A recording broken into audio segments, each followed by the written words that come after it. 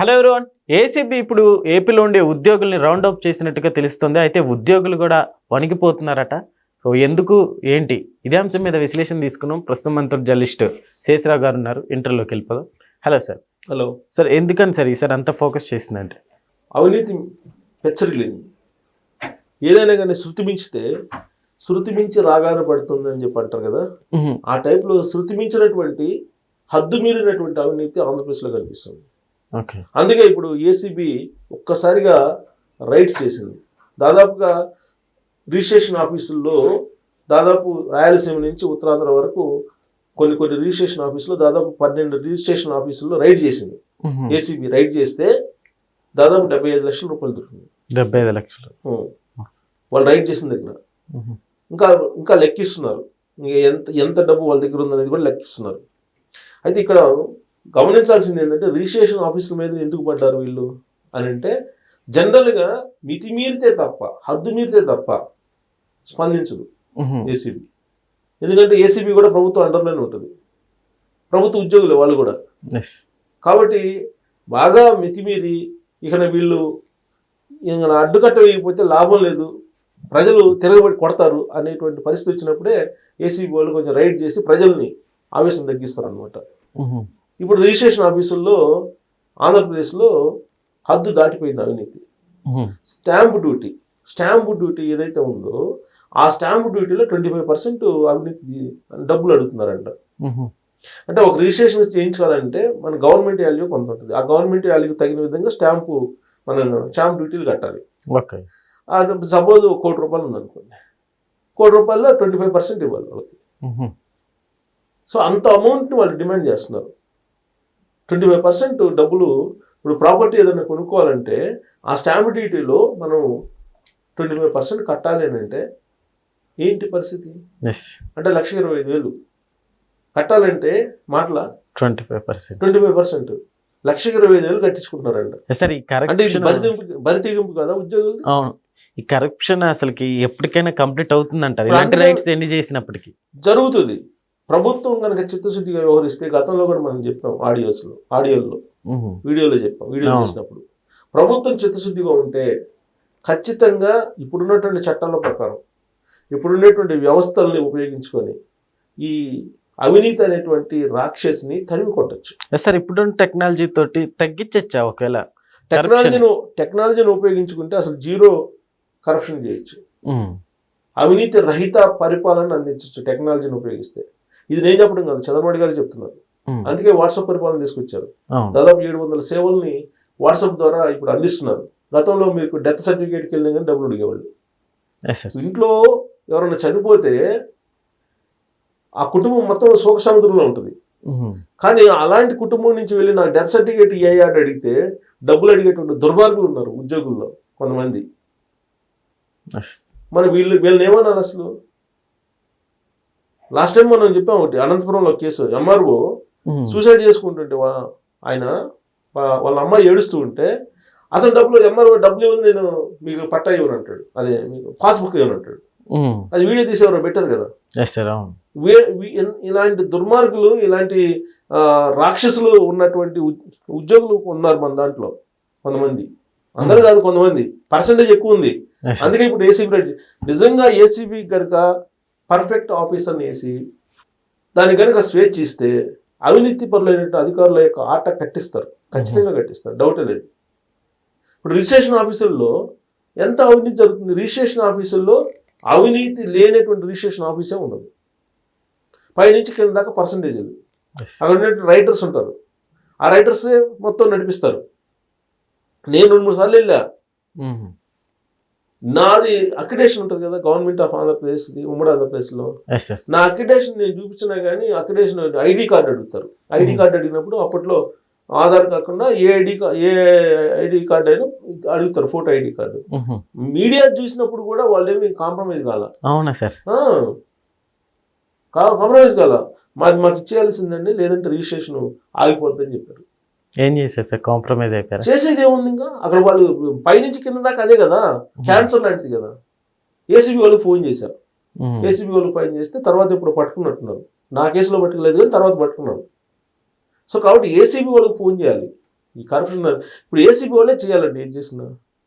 ఇప్పుడు చంద్రబాబు నాయుడు గారు మొత్తం ఏసీబీని ప్రక్షాళన చేసేసి పర్ఫెక్ట్గా ఉండే ఏసీబీ ఐజీని వేస్తే, పర్ఫెక్ట్ ఆఫీసర్ని కనుక వేస్తే, డైనమిక్ ఆఫీసర్ని కనుక వేస్తే, ఐపీఎస్ని డెఫినెట్గా వీళ్ళు ఆట కట్టిస్తారు. ఎంఆర్ఓ ఆఫీసుల మీద రైడ్ చేస్తే అన్ని ఎంఆర్ఓ ఆఫీసులు ఆల్మోస్ట్ కరప్షన్తో ఉంటాయి. రిజిస్ట్రేషన్ ఆఫీసులో అదే పరిస్థితి. ఏ ఆఫీసుకి పోయినా కానీ అవినీతి కోరినటువంటి ఉద్యోగులుగా మనకు కనిపిస్తుంటారు కదా ఎక్కువగా. లాస్ట్కి కేంద్ర మంత్రి గడ్కరీ గారు ఇదంతా చూసిన తర్వాత ఆయన ఒక నిర్ణయం తీసుకున్నాడు. ఇప్పుడు రోడ్లు డ్యామేజ్ అయిపోతున్నాయి, ఓ రోడ్డు వేస్తారు, దాని కాల పరిమితి 5 సంవత్సరాలు 10 సంవత్సరాలు పెడతారు. ఇలా చెడిపోయినప్పుడు మంత్రిని తిడుతున్నారంట. అది చూసిన తర్వాత ఆయన 4-5 ఫోన్లు ఎత్తుకున్న తర్వాత నాకు ఎందుకు వచ్చిన కూడా నన్ను ఎందుకు తిడతారు, నాకు దీంట్లో పైసా నాకేమీ రాలేదు, అదంతా ఒకవేళ కరప్షన్ జరిగిందంటే కాంట్రాక్ట్ దగ్గర జరిగి ఉంటుంది, ఆ కాంట్రాక్ట్కి సహకరించినటువంటి ఉద్యోగుల దగ్గర జరిగి ఉంటుంది, కాబట్టి ఇక నుంచి నేను క్యూఆర్ కోడ్ పెడతాను, ఆ క్యూఆర్ కోడ్లో ఈ రోడ్డు ఎంత ఎస్టిమేషన్ తోటి వేశారు, ఎప్పుడు వేశారు, దీని కాల పరిమితి ఎంత, దీనికి సర్టిఫికేట్ ఇచ్చింది ఎవరు, దీన్ని నిర్మించింది ఎవరు, కాంట్రాక్టర్, దీనికి సర్టిఫికేట్ ఇచ్చిన ఎస్ఈ ఎవరు, డిఈ ఎవరు, ఏఈ ఎవరు, ఎస్సీ ఎవరు, వీళ్ళందరూ డీటెయిల్స్ ఫోన్ నెంబర్తో పెట్టేస్తాను, వాళ్ళకి ఫోన్ చేసి మీరు అడగచ్చు అని చెప్పి పబ్లిక్ ఆప్షన్ ఇచ్చేసాడు. అలాగే ఆంధ్రప్రదేశ్లో కూడా ఆయా డిపార్ట్మెంట్లో ఉండే ఉద్యోగులు వాళ్ళ ఫోన్ నెంబర్లు, వాళ్ళకి వచ్చే శాలరీ, ఇవన్నీ కనుక డీటెయిల్స్ పెడితే వాళ్ళ ఆస్తులు స్ఫూర్పరాలి. ఎందుకంటే ప్రతి ఉద్యోగి కూడా ప్రతి సంవత్సరం ఖచ్చితంగా వాళ్ళ ఆస్తులు మొత్తం చరాస్తులు స్థిరాస్తులు విలువలు ఇవ్వాలి, సబ్మిట్ చేయాలి గవర్నమెంట్కి. కానీ చాలా మంది చేయరు, అది కూడా అడిగేవాళ్ళు లేరు. ఎందుకు? అధికారులకి ఎవరు హెడ్? Chief secretary. ఆయన చేయించాలి ఇవన్నీ ఉద్యోగుల చేత. ఆయన చేయరు, వీళ్ళు చేయరు. అంటే ఇప్పుడు ఉన్నట్టు ఆయన కాదు, ఎవరైనా సహజంగా ఐఏఎస్లు చేయాలి. ఫస్ట్ ఐఏఎస్లు చేసి వాళ్ళు చేయించాలి. అలాగే ఎమ్మెల్యేలు ఎంపీలు కూడా చేయాలి. వాళ్ళు ఏమంటారు, మేము అఫిడవిట్ దాఖలు చేస్తున్నాం కదా అని అంటారు వాళ్ళు. కానీ చంద్రబాబు నాయుడు గారు, లోకేష్ గారు గత కొన్ని సంవత్సరాల నుంచి వాళ్ళ ఆస్తులు ప్రతి సంవత్సరం ప్రకటిస్తున్నారు. అందరూ ప్రకటించమని చెప్పి కూడా చంద్రబాబు నాయుడు గారు చెప్పారు, కానీ తెలుగుదేశం పార్టీలో అందరూ ప్రకటించాల, కొంతమంది ప్రకటించారు.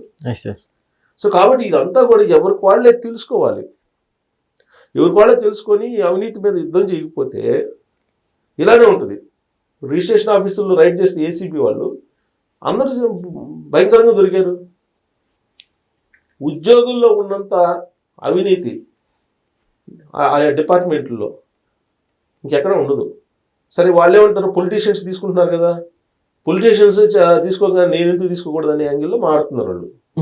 అంటే ఒక దొంగ దొరికినప్పుడు ఆ దొంగ నేను చేసిన దొంగ తను చిన్నదేను, నాకన్నా పెద్ద దొంగతనం చేశాడు, వాడిని పట్టుకుని నా దగ్గర రండి అంటే చట్టం ఒప్పుకుంటుందా? ఒప్పుకోదు. దొరికినోడే దొంగ. సో కాబట్టి ఉద్యోగులు ఇలానే కనుక వెళ్తుంటే కరప్షన్ చేస్తూ మొత్తం సమాజం కుప్పకూలిపోయే అవకాశం ఉంది. అందుకే ఇప్పుడు చంద్రబాబు నాయుడు గారు పగడ్బందీ స్కెచ్ వేసేసి, టెక్నాలజీ కూడా వచ్చింది కాబట్టి, అలాగే క్వాంటమ్ కంప్యూటర్స్ కూడా వస్తున్నాయి కాబట్టి, డేటాను ఉపయోగించుకొని, ఆర్టిఫిషియల్ ఇంటెలిజెన్స్ టెక్నాలజీని ఉపయోగించుకొని ఈ అవినీతి రహిత పాలన దిశగా ఆయన ఆలోచించాలి. అది ఆలోచిస్తే కనుక ఖచ్చితంగా రిజల్ట్ వస్తుంది.